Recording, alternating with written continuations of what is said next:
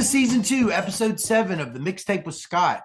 Today's guest is a very close friend of mine. We met on Twitter, joined a Slack channel 2 years ago to work on a revise and resubmit project. And like many close friends on Slack, we didn't get any work done on that project, but we became good friends.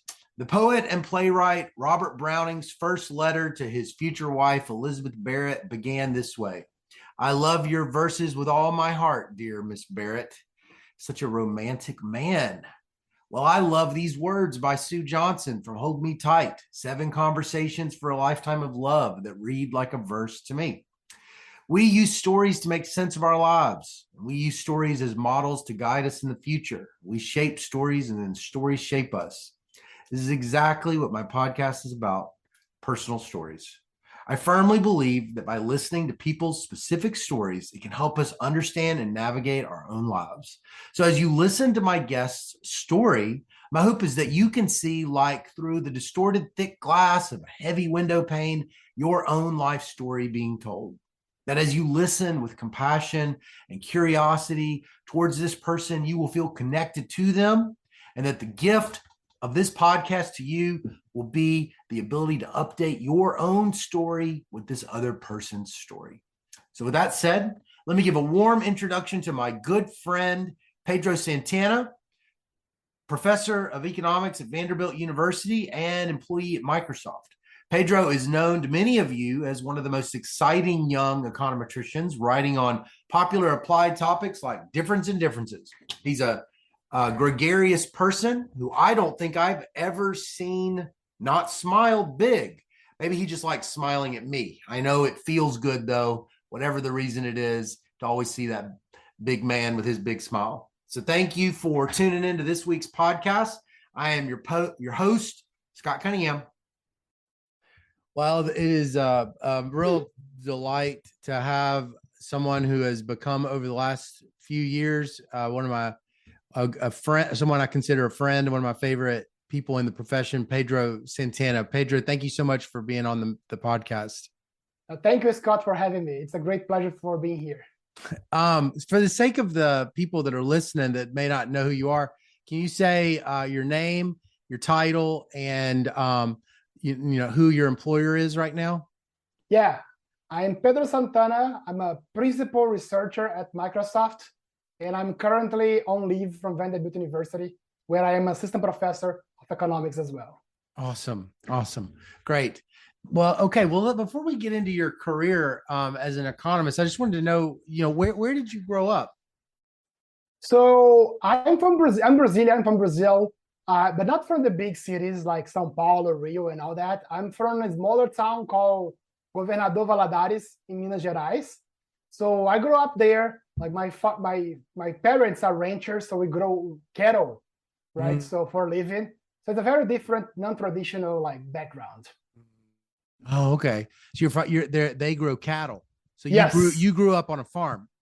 I mean, it's in a city, but my father is a vet, so I was constantly going to the farm, and playing around with cattle, riding horses, and all that stuff.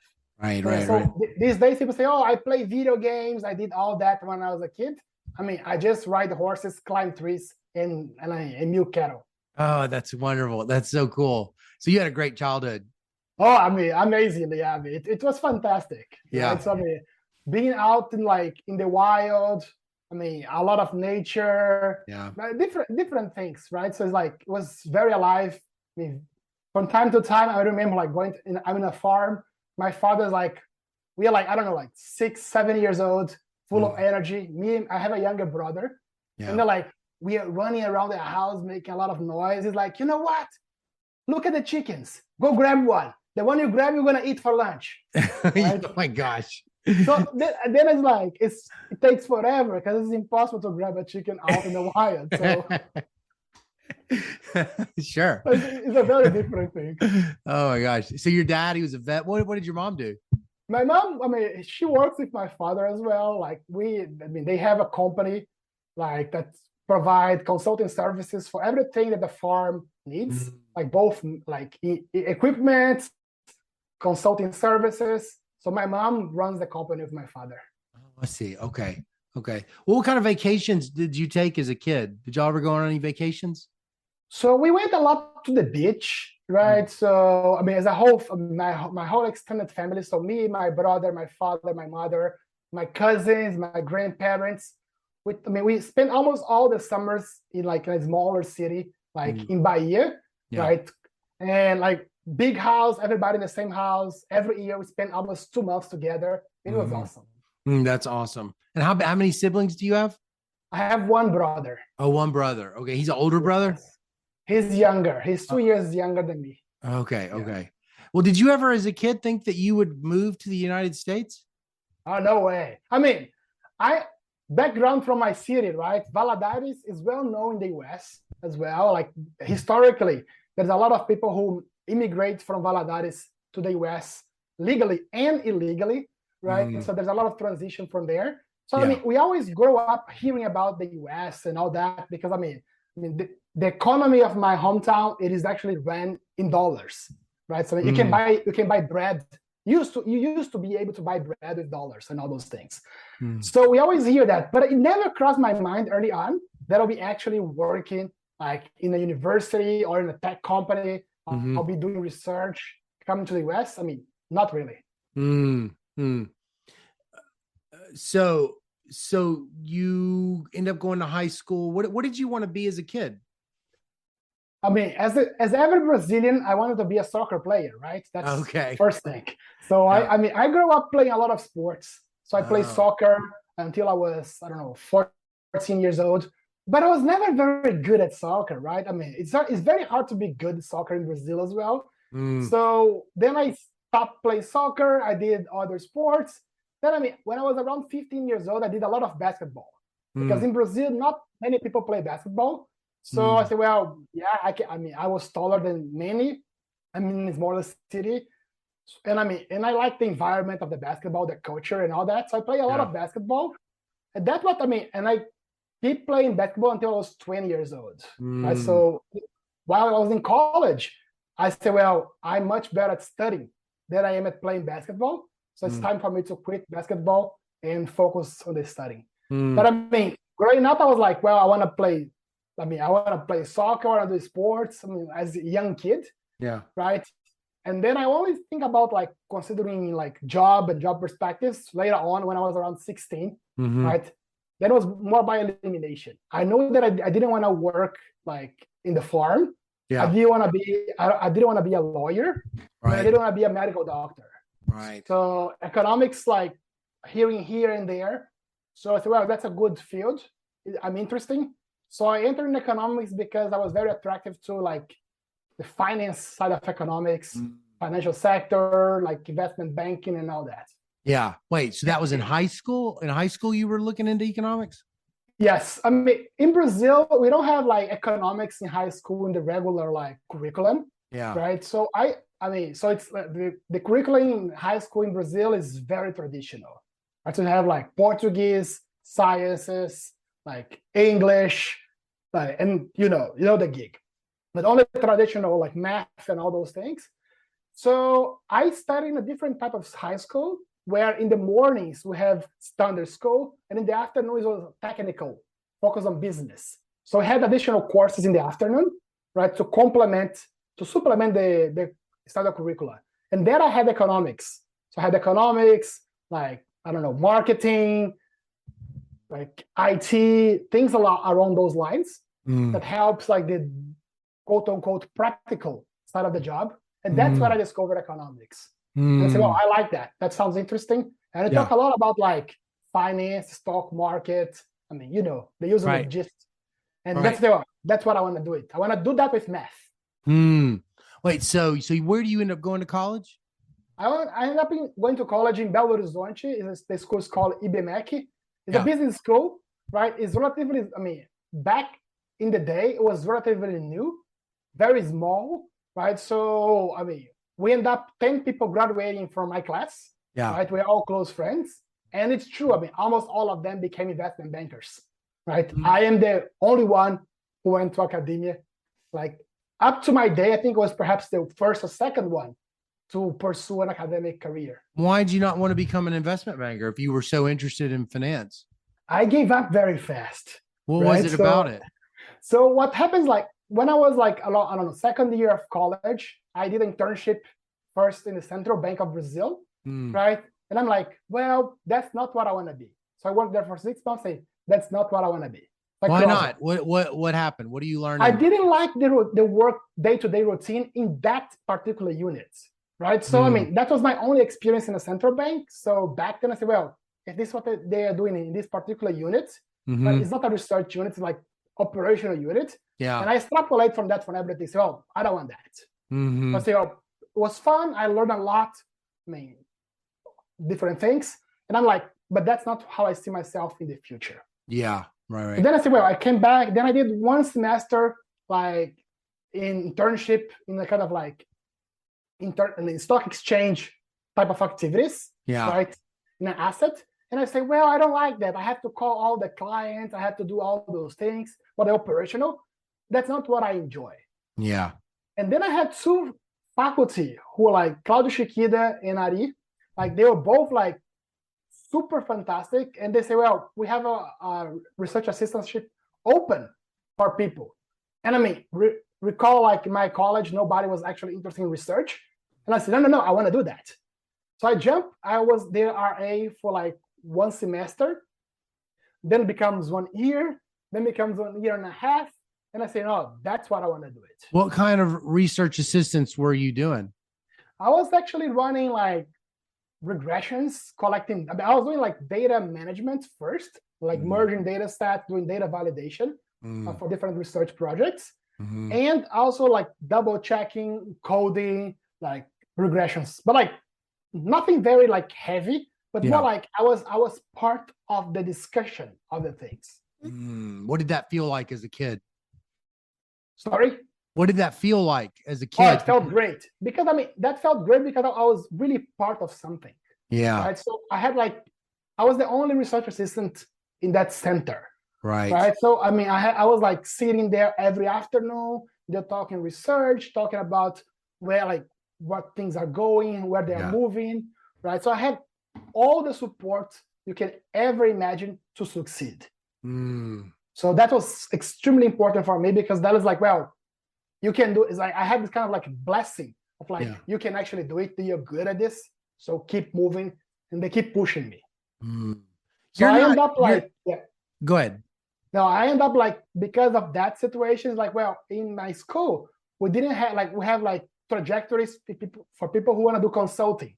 Right? So they have like this like virtual type of internship. So you have a virtual company where you run things, but there's nothing for economists. So it creates a kind of like a virtual like central bank where they try to emulate decisions from the Brazilian central bank. So like doing the same analysis, or do the analysis of the economy, we write like a report, we predict what's the interest rate going to go up or go down, right? So like that's what drove me to economics. So you're not like getting into economics because you read like, you know, Austrian economics or like, you know, or like Freakonomics. You're getting into economics because you're just like doing research. Yes. Working on data. Yes. So that's what's exciting you. Yeah. So I got attracted to economics because I want to make money, right? That's why to make money because that's the you came through the banking. Yes. But then like I said, well, that's not what is driving me.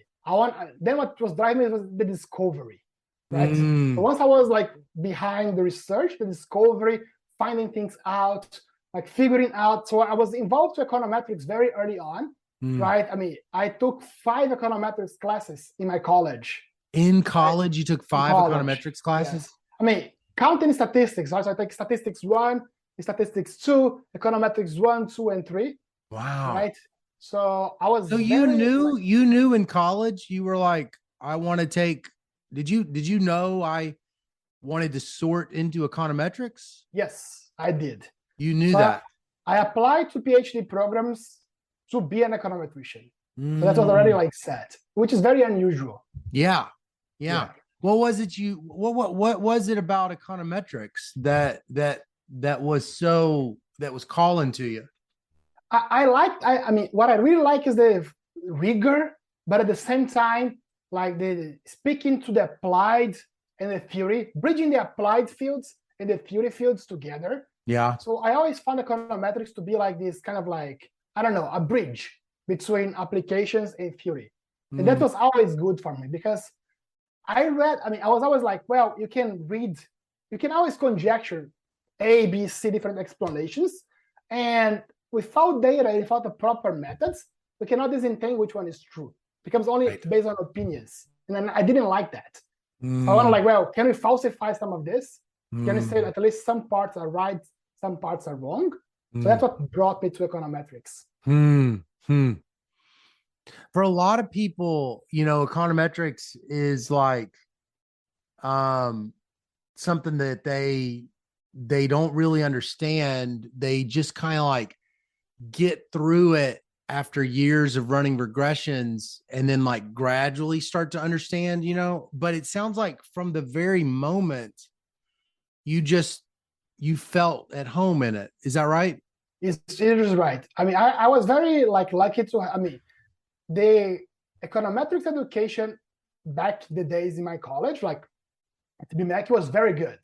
So we opened up like econometrics 1. Everything was based in matrix algebra as well. Right? So we already know the inner things from the very beginning, like fish, like FWL, right? We saw that as an undergrad, so we can see things move. We have to derive everything from the very structure, from the first principles. So once you understand the first principles, it's easy to like extrapolate here and there and build upon it. Right. So for me, it was never something that I have to memorize. Right. It was like, well, you build from first principles. And that was very eye-opening for me because I felt like, well, I can do this. I understand it. There is a method behind it. Is there a lot of diversity in econometrics curriculum where you don't necessarily get first principles? Oh yeah, a lot. What are so what's another way that a person might learn econometrics at a graduate level and not got what you got? So at the undergraduate level, it's very common to do kind of like a cookbook type of style. Right. So this situation you do this situation you do that, but there is no like underlying foundation of why you're choosing the different paths, right? So if you zoom out too early, you lose the connections. Yeah. Of course, if you zoom in too early as well, you lose interest. So that is like this sweet spot between when to zoom in and when to zoom out, that you can balance the two. So in my view, we should always know why we are doing what we are doing it. But the goal should be clear. But the foundations is also important because there is beauty in that. Yeah. Right? Yeah. And that's like helps you like extrapolating later. Were there econometricians in college that you were already sort of looking up to, like people that you were like, I really want to be like that person? Or yeah, so I took a course on dynamic processes, right? So Hamiltonians, dynamic optimization, right? The faculty at that class was like recently finished his PhD. And he was someone that we always look up because he was like, I don't know, 28 years old, 29 years old back then, very accessible, right? Super friendly and always very eager to explain the whys. So that was like, that's a good model. So that was, What about professional econometricians that weren't at your school? Were there people that you just really, I don't know, like Heckman or like people that you just like read just religiously or closely that you really looked up to or identified with their work? So, not early on. That was later, right? So early, I remember like in the last year of college, there was this conference in Brazil called Forecasting in Rio, right? It's a whole conference about econometrics. And I'm like, I want to do a PhD in econometrics. Right, so I'm just gonna go to this conference and see what people talks about. Right. And that was shocking because as it should be, I had no clue what they were talking about whatsoever. Right, so this is like a top-notch like conference. The conference also got a special issue in Journal of Econometrics, right later on. So many of the papers there got published in Journal of Econometrics, and me as an undergrad was just sitting there like listening, and I said that was good. That I felt like I can see myself doing that, right?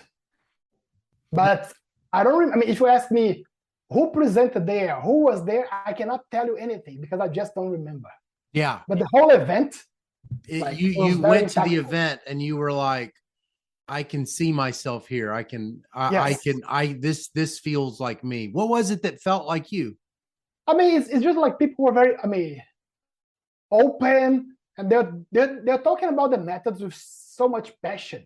Yeah. Right? So people are like talking about the discoveries, why they're doing that. I mean, there's like a lot of heart in those discussions. Right. And I say, I like that. Yeah, That's like it's you can see like the eyes brightening because the discovery, the excitement.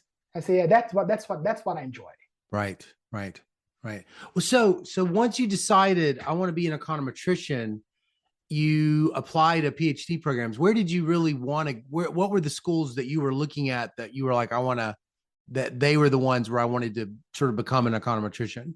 So I applied only to Europe, right? I didn't apply to any school in the US. Because usually the path for Brazilians economists, there is like they finish the college, they finish undergrad, then they do a master's in Brazil, like 2 years, and then after the master they apply to the PhD. I was very impatient, right? So I skipped the master. So I want to apply straight for the undergrad, and that's highly unusual, right? So I said, well, and reminder that my school was not like traditional. Yeah. So there is no chance I would get into the US with scholarships. At least that was in my mind.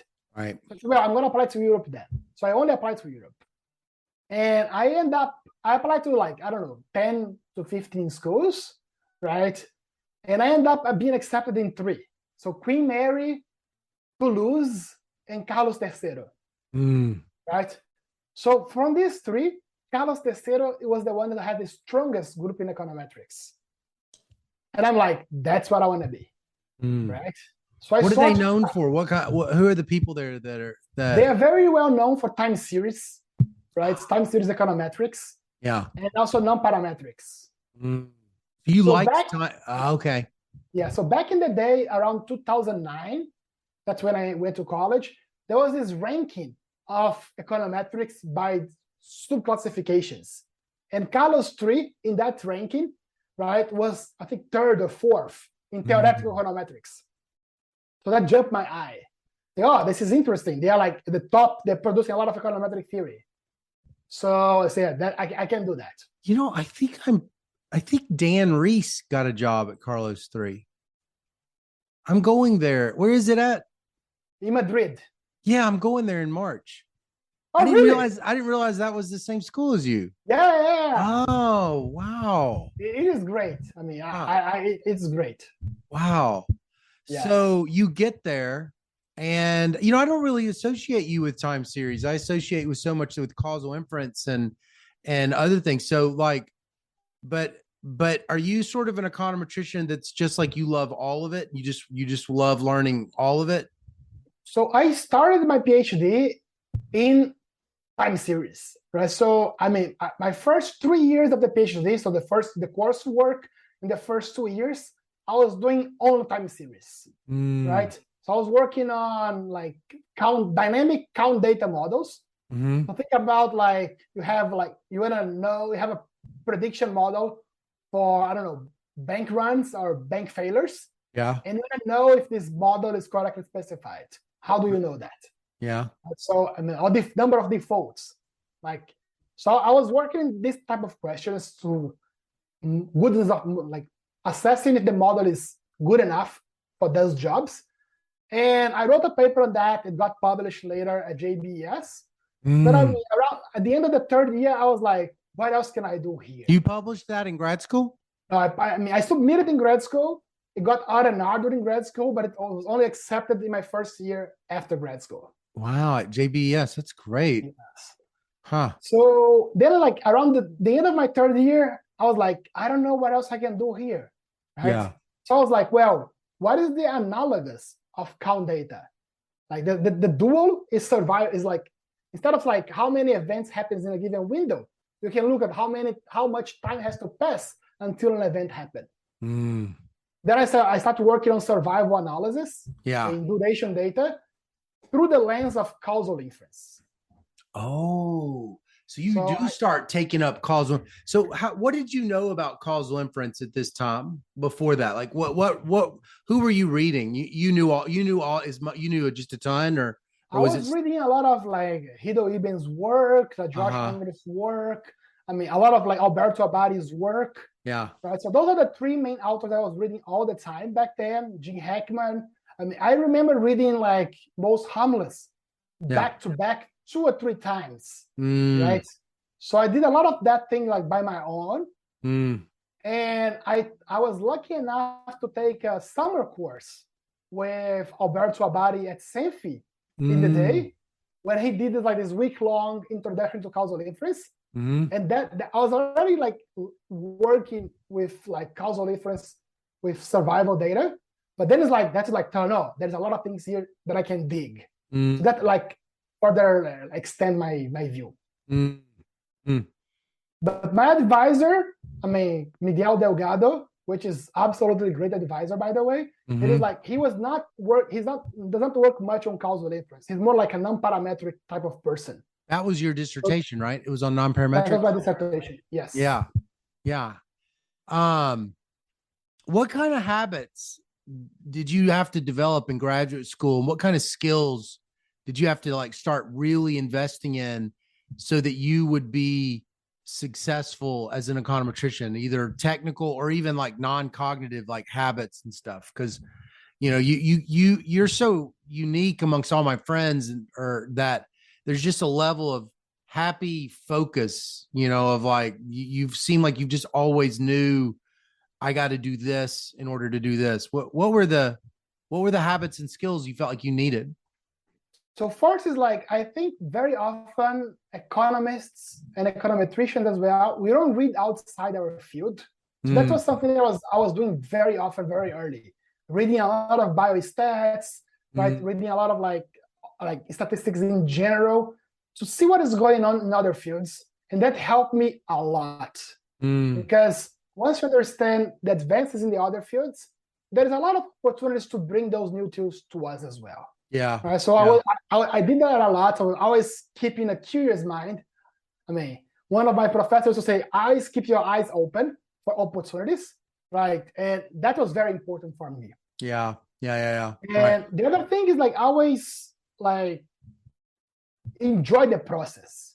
Yeah. Right. Because it's very frustrating very often. I mean, the life of an econometrician is very frustrating because before you get something right, you get it wrong 100 times. Give me an example. What happens when an econometrician, give me an example of a time you got it wrong. So I mean, I'm trying to prove something.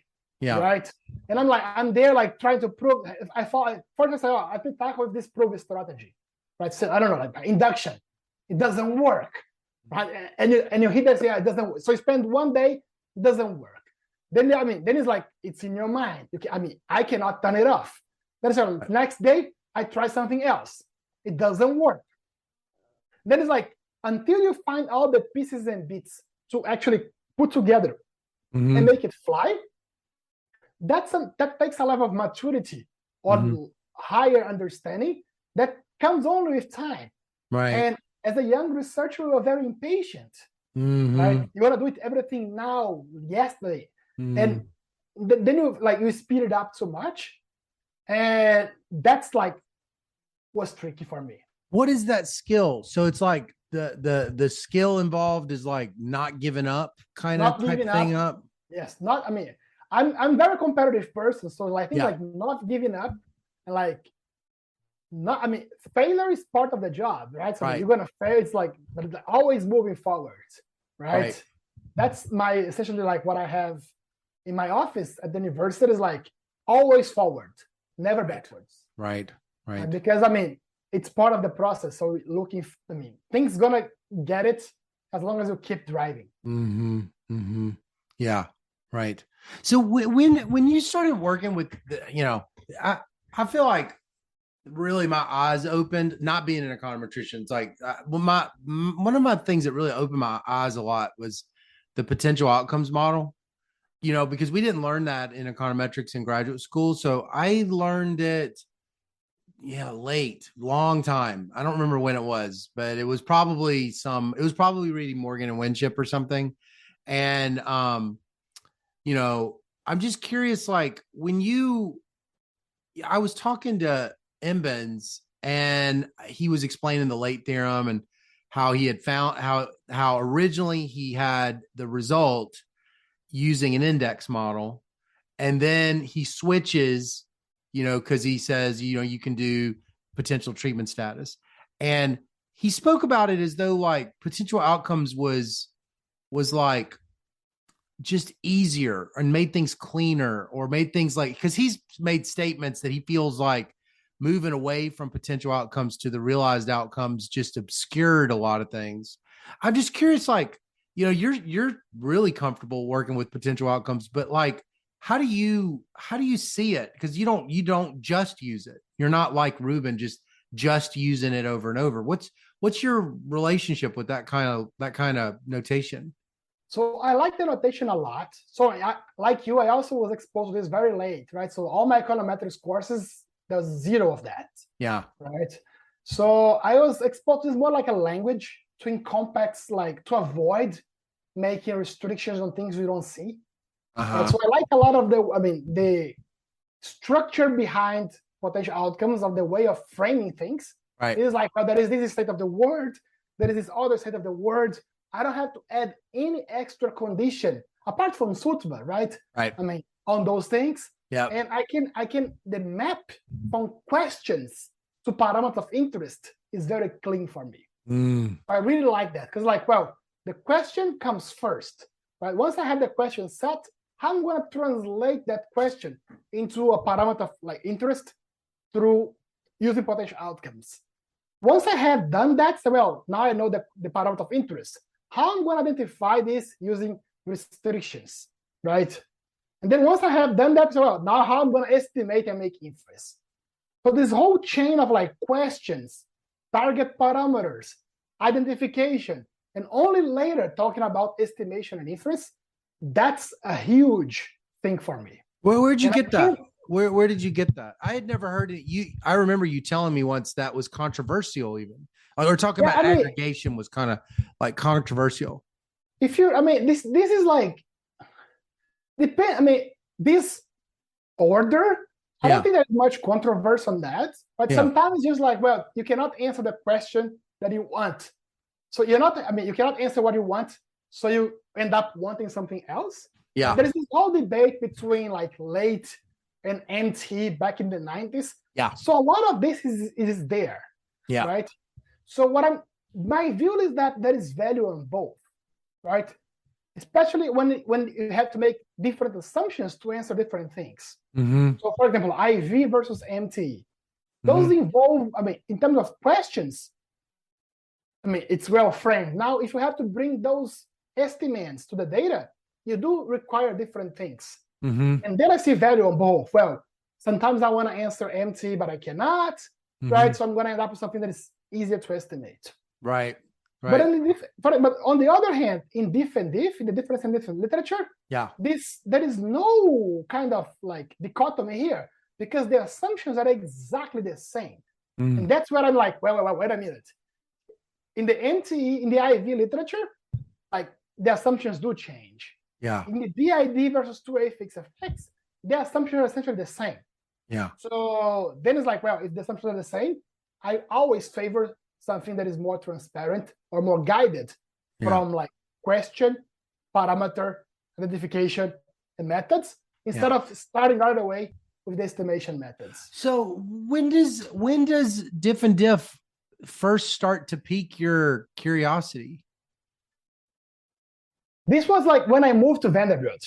Was it Vanderbilt? Because at Vanderbilt was more like, so I finished my PhD. I arrived at Vanderbilt. What year is that? Like, what year do you get there? 2015. Oh, 2015. Okay. 2015.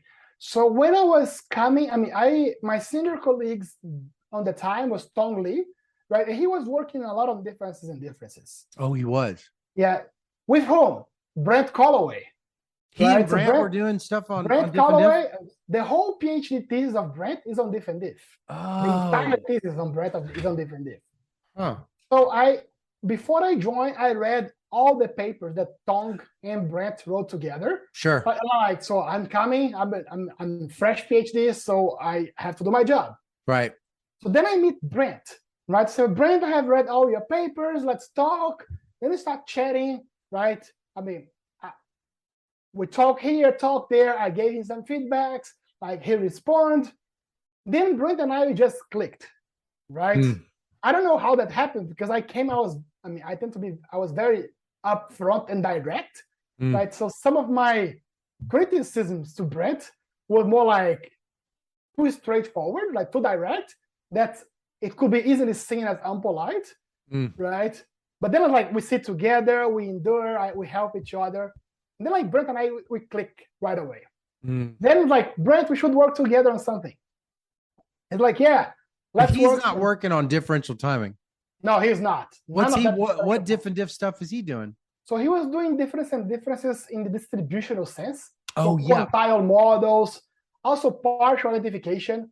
Right. So because think about like questions like, what is the proportion of people who benefit from the treatment?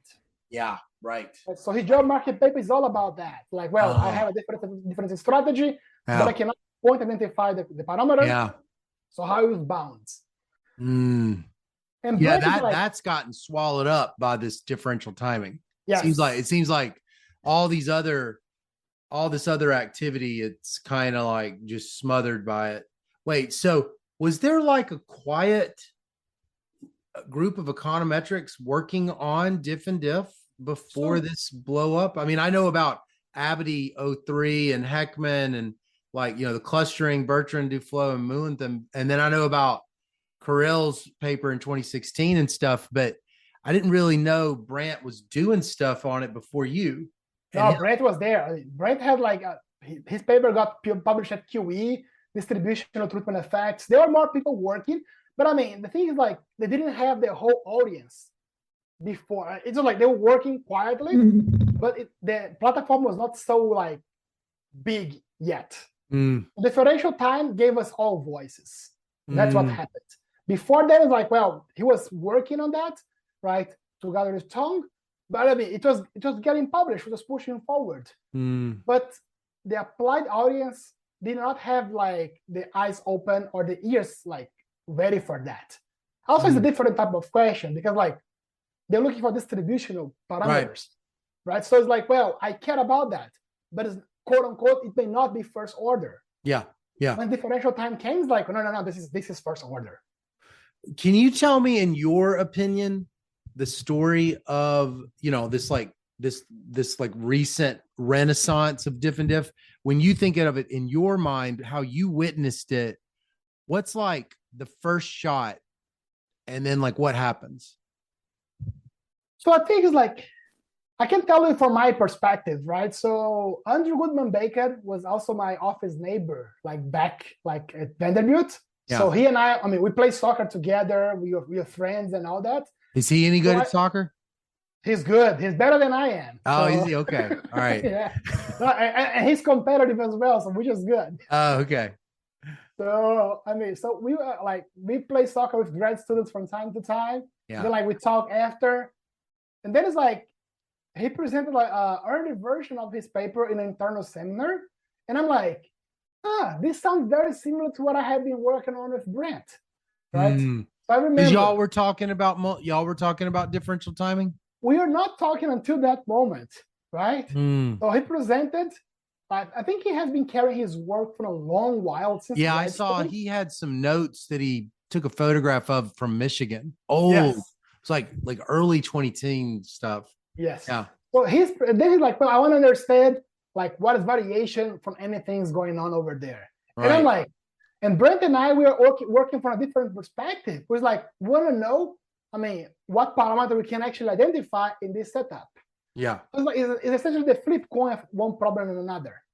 Right. So I remember talking to Bacon, and it's like, oh, this is cool. We work on similar things. Is Bacon originally just doing a decomposition? Like, yes. He's got no potential outcomes in it. No. So he's He's just using Frischwall level, and he's like, it's a weighted sum over a bunch of, and so I guess like if it's just a weighted sum of a bunch of 2x2s, like probably those weird weights were really They're all novel. positive. They're But all you're positive not like structure. saying, yeah, they're all positive, but they got the variance weight. But he's not telling anybody the stuff about the dynamic treatment stuff, No. and nothing about the forbidden No.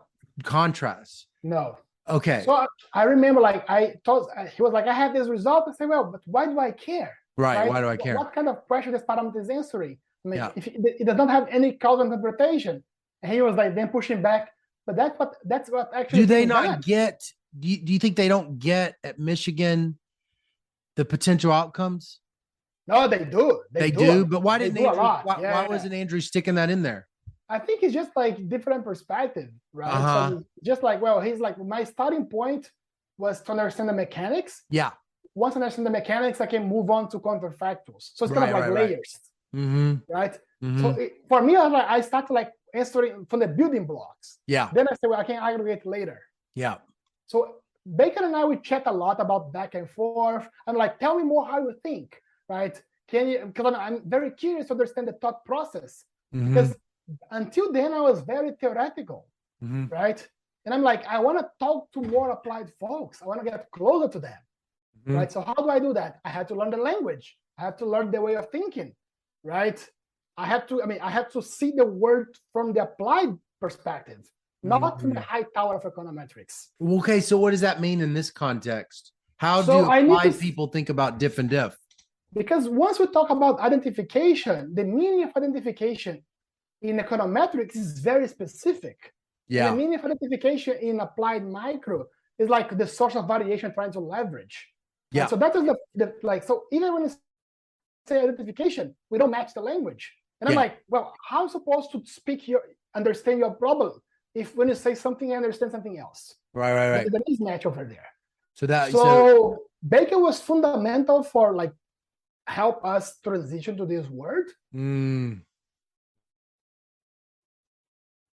To him, I talked to other applied micro folks as well, right? And that's how I started shifting my interest.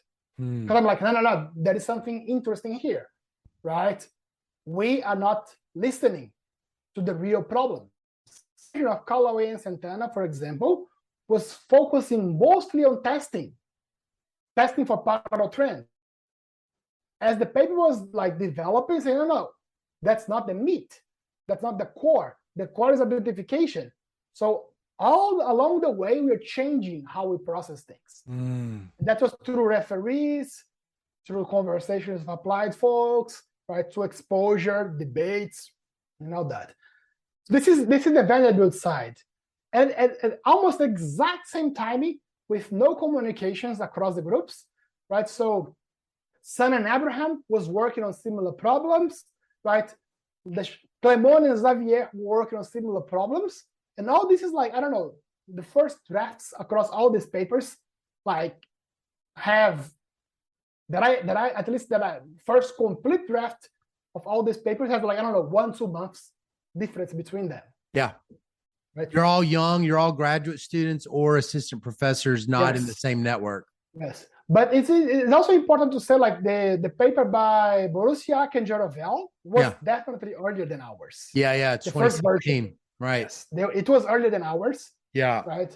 I mean, so yeah, that's like, for at least the version that I read it was earlier than ours. See, my graduate training, the thing I really left with at Georgia was panel fixed effects. Because my advisor was a panel econometrician, and I think I, thought when I kind of realized what panel fixed effects was doing, and it's really straightforward, just that demeaning, I was like, oh man, now I can just address all this unobserved heterogeneity all the time.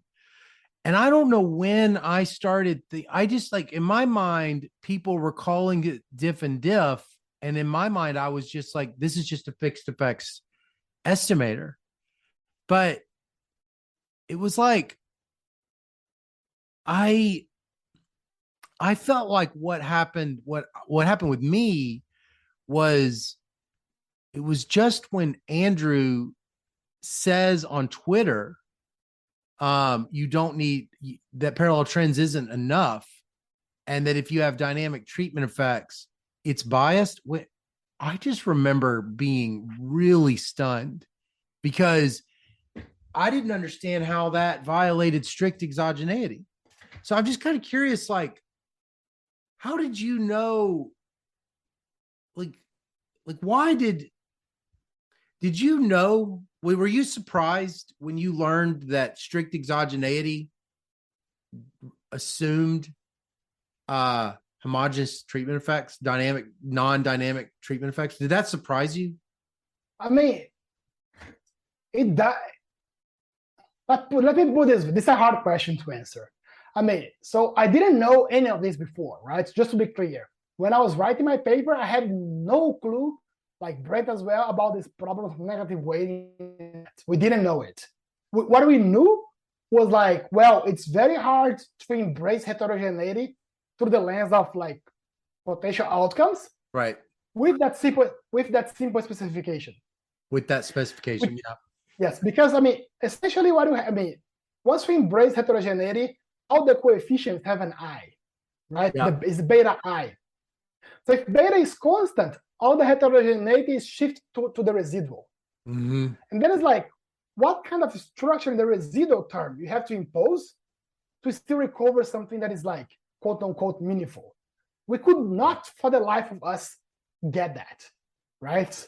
That's how we started from IPW, Callaway and Sant'Anna. Right. So because like we didn't know to run in a single regression to get the clean stuff that later on Son and Abraham did. I mean, at least like the cohort. So we didn't know how to do that exactly. Yeah. So the strict 2008 is essentially like, well, everything is shift to the residuals. Yeah. Right. This is heterogeneity. And then I mean, I don't know if that surprised me or did not surprise me. Yeah. But I mean, especially like it's very hard to allow for rich sort of heterogeneity without modeling it explicitly in a regression. Right. Have you found this diff and diff literature? Like, have you found that your paper with Brandt was intellectually just deep for you personally? Did it feel like the good feeling of discovery?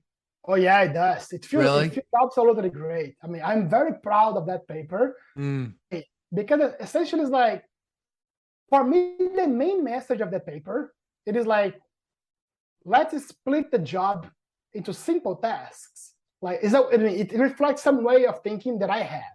Right? Like, let's talk about identification, estimation, aggregation, and estimation, which mimics some of the recommendations that Gene Hackman has been doing for many years in different subgroups. I know. I was just about to say this one thing. I'm going to say it after you say this. Yeah. Yes.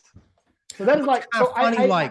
It's like you think about Heckman and Embens and Angrist in the 90s, and it's like, you know, I asked Embens, I was like, I heard kind of like, you know, there was like, it was a little bit controversial, the work he did. And he said like that people kind of felt like they were cheating because they had like, you know, the late theorem didn't get the answer. And his whole point, like, didn't get the average treatment effect. And his whole thing was like, well, we're not saying it's like good or bad. We're just saying this is what you get. And it's like, yeah, and I agree. And I felt like that's kind of how I read Andrew's paper. Yeah, it's like Andrew's paper is just basically like, yeah, I'm not saying it's good or bad. It's like, if you run this regression, this is what it is. It's the variance weighted ATT plus the variance weighted parallel trends minus the delta ATT, and that's it. And then like, I think about you, and you've been just like that Heckman character, because you've always been like, what's the question? What's the identification that's going to be required to get that parameter? And like, you have this like layout that you go through where you kind of don't just say, well, this is what it is. You seem to really want to solve it. I agree. That's true, right? Much what that's right. That's pretty much what I do, right? But I mean, also like to be fair, to compare like the diff and diff to fixed effects with the IV problem is substantially harder than the ones we have here, right? So why people do not jump into MTE right away? Because to get the MTEs, you need a continuous instrument with long support. That's hard to get in practice very often, right?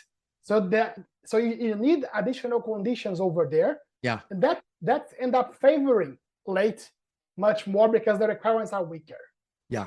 That doesn't happen in the two-way fixed effects versus DID because the identification assumptions are exactly the same. The data requirements are exactly the same. Right. So that's why I think like we have a simple. So what was hard with different? So what was hard with two-way fixed effects? My take is that we move to regressions too early in the career, in the whole training. So once you learn, I mean, our mental model is to frame everything as a regression as soon as we can, right? So this step from like question of interest to a regression specification is too fast and too early, right? So everything has to have a regression specification, and the regression coefficient, it is the parameter of interest. That's not always true, right? I mean, even like in non-parametric models, that's not true. Yeah. Like, so if you adopt a like more agnostic like view or a more flexible point of view, what we care is sometimes functions of those parameters. So I'm like, well, that's the transition that I think was too fast. Yeah. And that's essentially what like many of my papers are doing it.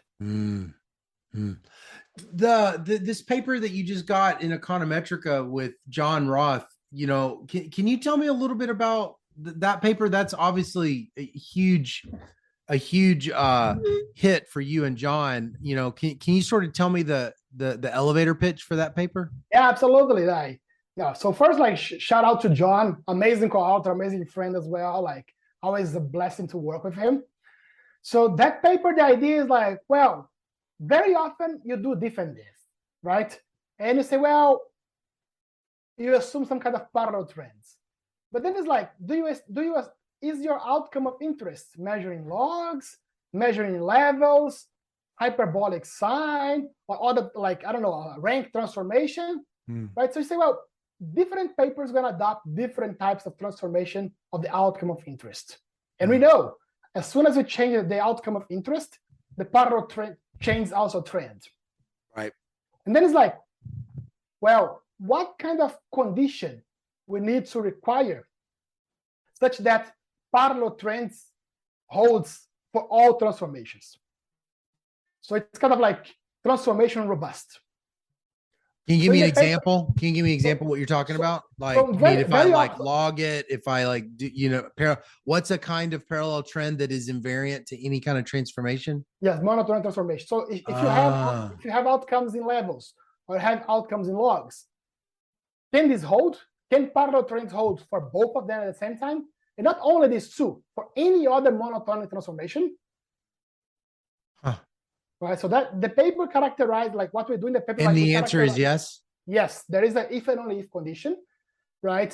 So parallel trends is invariant to transformation of invariant to monotone transformations if and only if like it holds for if you have a parallel trend in CDFs, right? So if you have a parallel trend in CDFs, like which we kind of characterize in the paper, then parallel trend is insensitive to functional form. So how are you and John going back and forth figuring that something like that out? So this is something that like always, what always bothers us is like, what's the empirical content of parallel trends? Yes. Where it's coming from. So first, like, well, is it a functional form restrictions or not? Yeah. Right. So that's like how we started. Okay. And it's like, well, in order to know if it's a functional form, we had to first characterize when it's the parallel trend is going to be insensitive to functional form. Yeah. And that's the birth of this paper. Yeah. And then it's like we get this characterization of parallel trading CDFs, and the beauty of it is that this is also testable. Are you guys just like getting on Zoom and like batting this around, or is it like texting or like? So John, like I first met John when he was in the market, right? So I read his paper, job market paper, and I cold email him with a bunch of comments. Right? I had never met him, never seen him. I read his paper and I cold email him with a bunch of comments. Yeah. And I was like, well, if I have these comments, most likely other people are gonna have. So you're gonna be in the market, just be prepared. Don't bother to answer. This is just like heads up. So I mean, I don't do that often. I do this. I mean, I have done this, I think, two or three times only my whole life. Yeah. Then I mean, because the reaction can be either, "Who is this guy? I don't even know him. Leave me alone." Right? Which is fair. Yeah. The other reaction is like, yeah, then you engage. So John engaged. So we exchanged emails and all that. Good. So that's how we met. Then, like, fast forward, he defended the PhD. He sent me an email saying, "Oh, I'm having these ideas," right? So let's talk. I'm interested. This is very good. So that's how there is after exchanging emails. We are sending direct messages through Twitter, right? And I'm like, this is very disorganized. Let's move to Slack. So open up a Slack channel, and then from there we start talking every single day, right? And then we open like an overleaf page. We collaborate there, talk on Slack, and I mean, having that since day one. How quickly did y'all get to that CDF result? Oh, that took us a lot of iterations. How do you even iterate to that? Like, what is it? What makes you go, aha? Parallel trends in the CDF. What did you guys start? What's the breadcrumbs that led to that? So we were like, essentially, it's from the proof strategy, right? So it's like, so one direction was easy, right? So if you have parallel trends in CDF, then you have parallel trends in levels. That's easy, right? But then it's like all monotonic transformation is like that took a bit of construction, right? So it was essentially like trying here, trying there. I mean, we have some examples, and that just popped out. It was pretty neat. That's cool. But what took us more time was like, well, we get that characterization. Yeah. Like how does parallel trending CDFs show up in the world? What generates that? That's harder, right? And that took us more like time to derive, and that we got pushed to derive that through this like asking for feedbacks. People were asking us, but how can you get that? What generates that? And that was harder. Wow. So this has been a rush, right? All this diff and diff stuff has been. Do you feel like there is still more work to be done on diff and diff? Do you feel like you're just kind of tinkering now, or this is like just it really is continually like intellectually lots of really important puzzles that you like working on? I think the answer is there is plenty of problems everywhere you see it. Yeah. Right. So, I mean, the question is, are these going to be first order problems or not? Right. That I can't answer. I don't know. Until I don't know. Because when I start working on it, people are like, diff and diff, that's just regression. We all know all about it. And fast forward 5 years now, right? Look up what's the scene. Yeah. So it's very hard for me. I think like there is still a lot of things to be learned about differences and differences. There is still a lot of territory there. Yeah. Right. The question is now like how big that's the additional contribution is going to be, which is hard to say before they are done. Yeah. So I think like we need more people working on these problems. Well, so you take this leave from Vanderbilt, you end up going to tech, and now you kind of like, have this like 2 feet in both worlds. And I just was wondering, what can you tell there's some kid, in a PhD program right now, and they don't know what their preferences are. Right. Because like they don't want to go to Microsoft and then go, I don't like it. I wish I'd have stayed in academia. And so I was just wondering, what do you like? What do you, okay, maybe you don't have to tell what you like, but what do you see as like the types of people that really love one or the other, and what are, and for some people that go in that love it, they're not really giving up anything to go into Microsoft, and another person, it would feel like they're giving up their right arm. So like, I'm just wondering, like, what exactly are the real trade-offs of tech for a person who could have a career in as an academic? So that's a tricky question, because the answer is, as an economist, is I don't know. Yeah. Right? But I mean, I can only give you my perspective from being part of Microsoft research, Yeah. right? Which is very unique as well, right? Because like Microsoft research, we actually we spend a lot of time doing pure research, Yeah. which is not necessarily linked together to Microsoft projects, right? So which is kind of like a unique feature. So everything that I say applies to this position, right? So to being a researcher at Microsoft Research. Got it. So if a student it is in doubt which path to follow, right, and you want to end up at Microsoft Research, my recommendation is focus on research, right? Mm-hmm.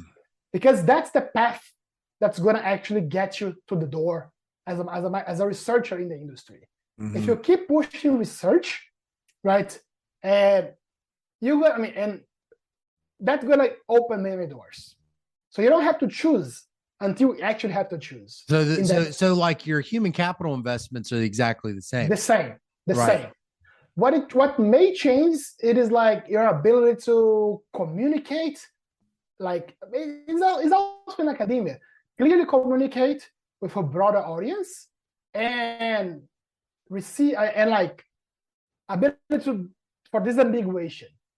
Many of the problems that I work at Microsoft, there is no clear-cut answer. Things are complicated, right? So what you have to be good is like, well, in this imperfect scenario, how do I move forward, right? So you have to be comfortable on navigating the sea of like favoring one method versus another, like doing some sanity checks that this is okay, right? That you're not leaving, that you're not risking too much, and moving forward. Mm-hmm. So that comes with time as well. I didn't have any of that when I joined Microsoft.